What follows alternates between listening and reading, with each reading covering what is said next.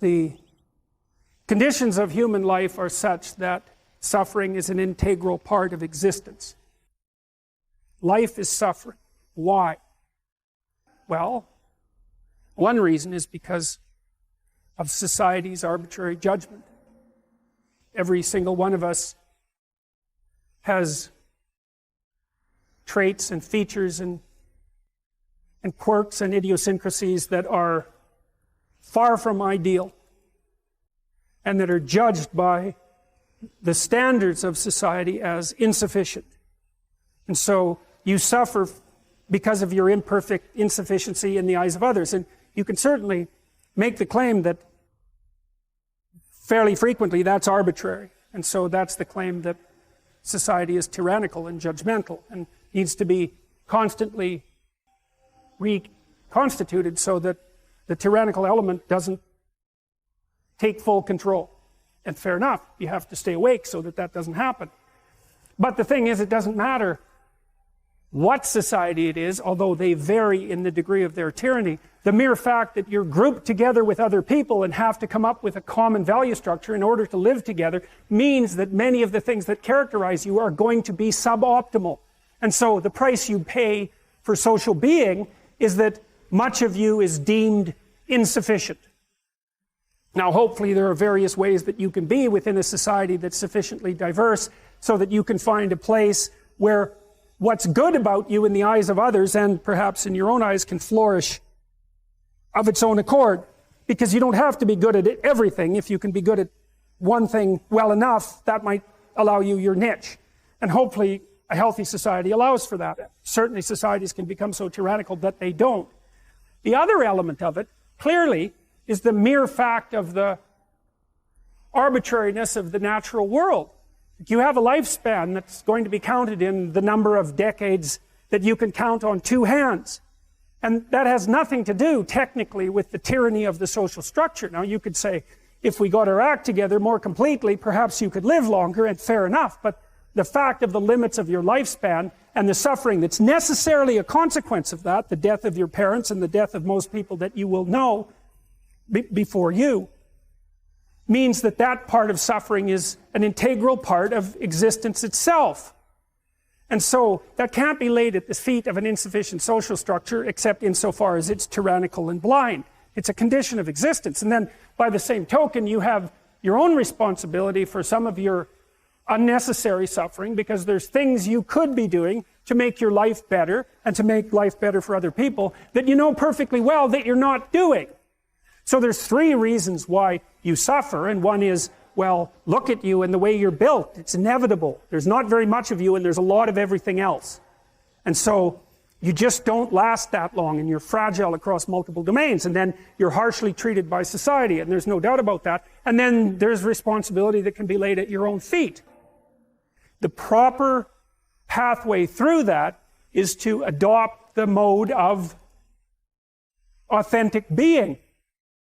And that is something like refusing to participate in the lie, in deception in the lie, to orient your speech as much as you can towards the truth, and to take responsibility for your own life and perhaps also for the lives of other people. And there's something about that that's meaningful and responsible and noble, but also serves to mitigate the very suffering that produces, say, the nihilism or the flee into the arms of totalitarians to begin with. You need something to shelter you against your own vulnerability. And you can adopt a comprehensive description of reality that's formulated for you by someone else that neatly divides the world into those who are innocent and perhaps innocent victims, and those who are guilty and perhaps the perpetrators of the suffering. But none of that has anything to do with you. And in addition, it's not a reasonable way of assessing the world. The suffering is built in. The existentialist take is, no, that's just how it is. That's just how it is. You don't have to necessarily have done anything wrong for things to get completely out of control.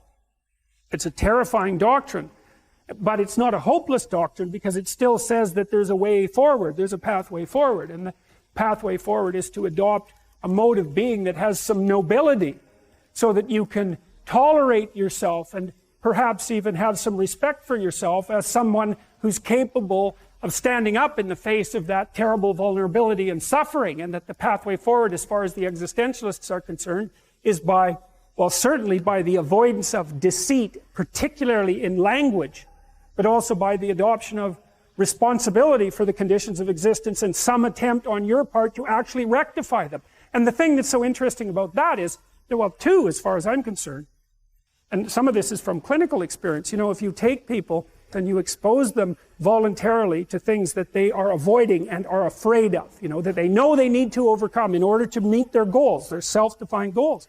If you can teach people to stand up in the face of the things they're afraid of, they get stronger. And you don't know what the upper limits to that are, because you might ask yourself, like, if for 10 years, if you didn't avoid doing what you knew you needed to do, by your own definitions, right, within the value structure that you've created, to the degree that you've done that, what would you be like?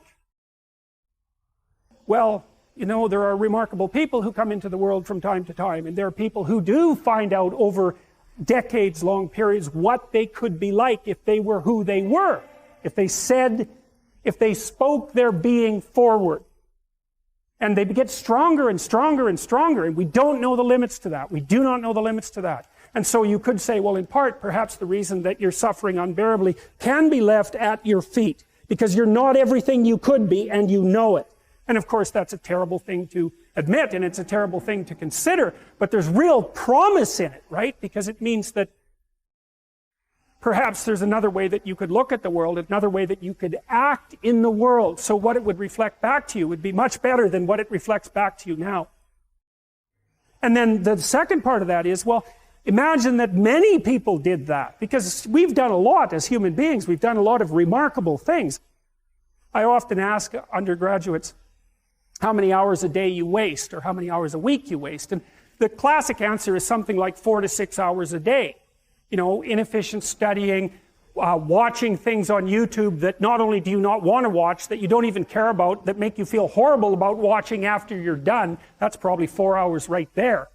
You know, you think, well, that's 25 hours a week. It's 100 hours a month. That's 2.5 full work weeks. It's half a year of work weeks per year.